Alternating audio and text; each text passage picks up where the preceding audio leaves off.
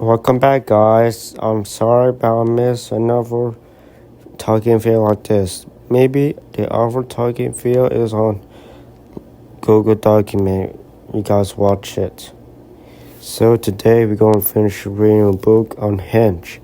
Remember the last talking field was on December 30th, so it was about the fun talking field, so I can reach 50 subscribers. So yes, let's continue with the book. And before we do that, make sure to leave a like on this video. So please go now. So okay. So let's continue. So we left off with chapter 1.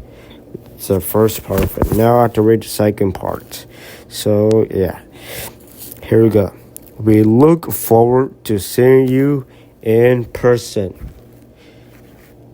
Miss Trauma did laugh. The recruiter lived again before hanging up in the tiny tile rectangle of my bathroom. I discovered that night's ringed eyeliner was in decent shape and could be repaired with a lot of mouthwash, fresh lipstick, and a severe but vampy bun. I looked almost presentable. I squeezed myself into my tightest suit, tweeted, and called my tab. Oscar was a new driver. There weren't a ton of cabbies who would work with us, so it was hard for any fellow who couldn't hire a personal driver to get a ride in the city. It turns out when some asshole, I just said a swear word. Okay. Entice picks up the ride share you're in and flips it over like unconfused tortoise. That's 1-star review. A few cabbies for the site that being able to double their rates was worth the threat of getting their car ripped in half by some costume dirtbag. It had to break up my last driver when he got a little fond of me and told me I was too nice for this life. When they started getting attached, it's time to move on. Next thing you know, they're developing a severe conflict and turning you in for their own good. I was already grocery shopping in the middle of the night after the same cashier saw me buy a single bag of Doritos one time too many and started giving me life advice. I've been emotionally preparing myself to give up my favorite pizza joint if the delivery guy keep being friendly. Oscar though I like it a lot so far. He barely spoken a handful of words since I started calling on him. I could count on his cold nod and quiet ride wherever I was going. I also got to admire the shocking thickness of his eyebrows in the rearview mirror, half to 10 inches. My phone started to vibrate aggressively. It was June. Feeling okay. I hope so because I feel like I'm not gonna say swear word. I already said one swear word. Guys, sorry guys. I'm trying to keep friendly. So, are you on your way? Could you hurry? Again, swear word. Stop with the swear word. Freezing. Are you getting coffee? I didn't write back, but instruct Oscar to take the detour through a driver and order a pair of too expensive ladies. I spotted June a block away from the temp agency, tucked around a corner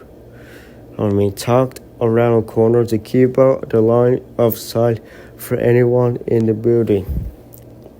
I asked Oscar to drop me off there. Her body was curled against the intense February chill.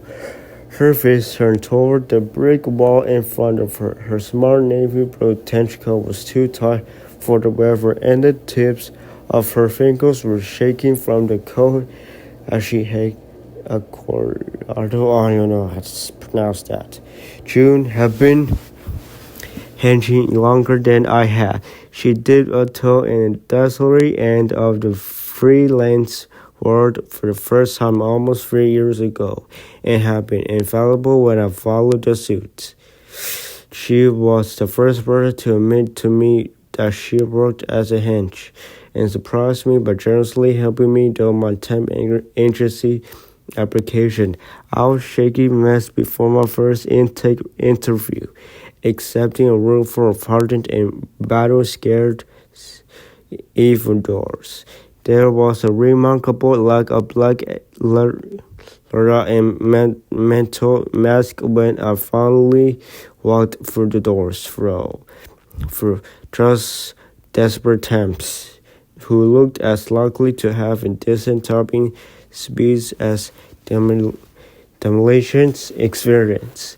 She made fun of me relentlessly for being so scared, and we quickly became inseparable. She hit rough patch recently, much longer and deeper than my related few weeks out of work. June had powers, and her skill set was extremely specific. That meant she was both expensive and niche, or I can pronounce that too, feast or family. There had been too much of the latter, of the former. Her shoulders, even a hunch against the curve, showed a lot of tension. I folded myself from the cab and strode toward her, clearing my throat so I wouldn't startle her. She flicked her cargo into a small pile of filthy snow and a her chisel. She reached for the coffee with grabbing hands. Her eyes were a little bloodshot. "You look like crap," she said. She took a sip of the lake, leaving lipstick marks on the plastic top of the to-go mug. "Probably," I agreed too cheerfully. "They give you any idea what to expect?" "No, just that something fit my profile. They tell you anything." She shook her head. "Same as you." She took another swallow in French, drinking this like eating a vanilla pot. I can't say that word. I already said it once. I leave it tight as I accidentally said a swear word while reading. I'll keep it this title of the video. I accidentally said a swear word while reading. That's the title of this talking video. So let's continue. I told them to go light on the syrup. "Sorry." "It's fine." June's voice seemed especially weary. She had an advanced sense of smell and taste, which sometimes made her fairly as hench, but usually just made her life miserable, especially in the city. There was a shine right under her nose. She spared my chapstick there. I've tricked doctors and consultants beneath such a mask to black out some of the outdoors around her. No one tells you how much surprised her. She explained once. It's anarchy. You know, some lucky people can feel pain like not as inability their pain receptors don't work.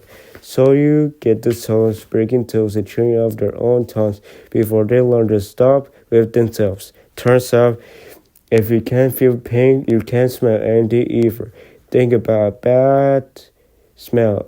I do record from it like it hurts. It's like that all the time. We've both been drunk and balls have battled about how sorry I was until she threw what's left on her drink at me.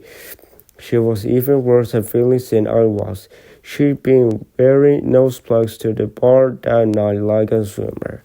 Let's stop right there, guys. It's almost 10 minutes of video. I'm going to leave it like that on page 6. So thanks for watching, guys. I'm sorry that I said swear word while reading, but please forgive me. I'm trying to be friendly, I promise. Make sure to leave the like of this video. Just click the like button. And don't forget to subscribe to my channel so I can reach 50 subscribers. And turn on notifications so you miss out more videos like this. Goodbye, guys.